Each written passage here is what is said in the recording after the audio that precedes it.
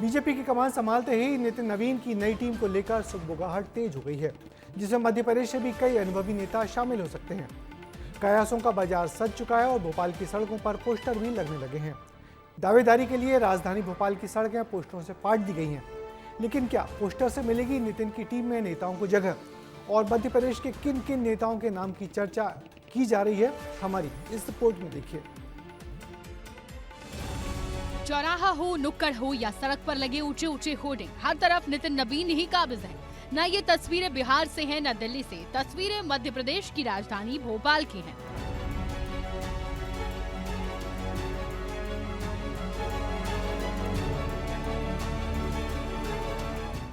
देश की सबसे बड़ी पार्टी के राष्ट्रीय अध्यक्ष नितिन नवीन की चर्चा चारों ओर है और साथ ही चर्चा है उनकी कार्यकारी टीम की। मध्य प्रदेश में भी कई नाम उनकी कार्यकारी में शामिल होने की रेस में हैं। इसमें सबसे पहला नाम सांसद वीरेंद्र शर्मा का है। वो संगठन में मजबूत पकड़ रखते हैं और संगठन चलाने का उन्हें लंबा अनुभव है। दूसरा नाम है सुमेर सिंह सोलंकी का। आदिवासी चेहरा है, राज्यसभा का कार्यकाल खत्म होने वाला है और ये एक युवा चेहरा भी हो सकते हैं। अरविंद भदौरिया एमपी बीजेपी के संगठन स्तर पर सक्रिय नेता है। ओम प्रकाश धुर्वे पहले से टीम में शामिल हैं और आदिवासी बैकग्राउंड से आते हैं। नितिन नवीन की टीम में महिला प्रतिनिधित्व बढ़ाने पर भी फोकस है। ऐसे में भक्ति शर्मा को भी मौका दिया जा सकता है। जीतू जिराती के नाम की भी चर्चा है। नितिन जब भाजयुमो के प्रभारी थे तब जीतू अध्यक्ष थे। जीतू ओबीसी युवा चेहरा भी है।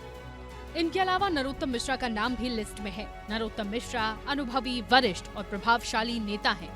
इन नामों में से मुहर लग सकती है, लेकिन केवल एक या दो नामों पर, क्योंकि नितिन की टीम में बदलाव कम होने के कयास लगाए जा रहे हैं। जो मोदी और शाह साहब जो चाहते हैं उनकी जो टीम जिस तरह से होगी, क्योंकि ये जो टीम होगी वो 28 का विधानसभा चुनाव भी कराएगी, उसको भी ध्यान में रखकर वो उसमें लोगों को शामिल करेंगे।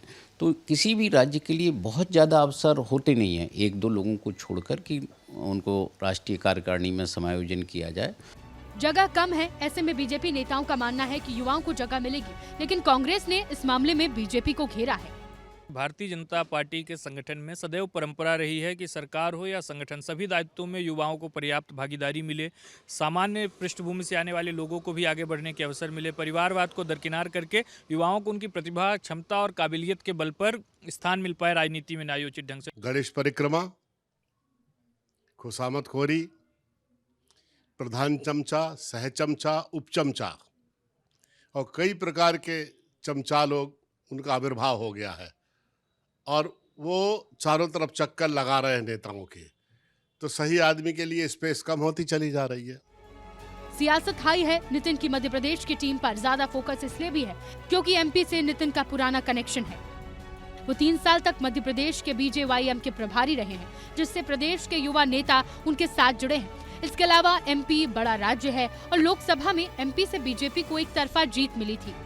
इस साल केरल, असम, बंगाल, तमिलनाडु जैसे राज्यों में चुनाव है। यही वजह है कि एमपी जैसे मजबूत राज्य से अनुभवी युवा चेहरा टीम में जरूरी है। जानकारों की माने तो बीजेपी विरासत में भरोसा नहीं रखती, इसलिए किसी नए चेहरे पर भी बीजेपी भरोसा जता सकती है।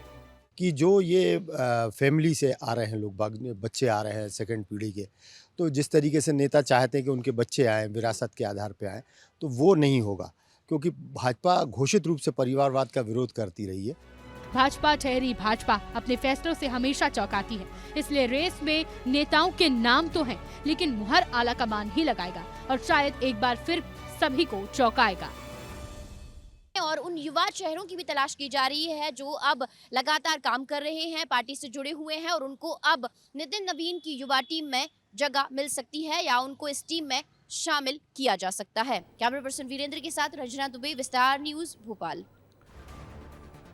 तो जब बीजेपी अध्यक्ष की खोज हो रही थी तो उस दौड़ में मध्य प्रदेश के बीडी शर्मा भी बहुत आगे थे और हाल ही में एक बैठक में बीडी शर्मा अध्यक्ष नितिन नवीन के काफ़ी करीबी दिखे। लेकिन ये बीजेपी है जो अक्सर अपने फैसलों को लेकर चौंकाती है।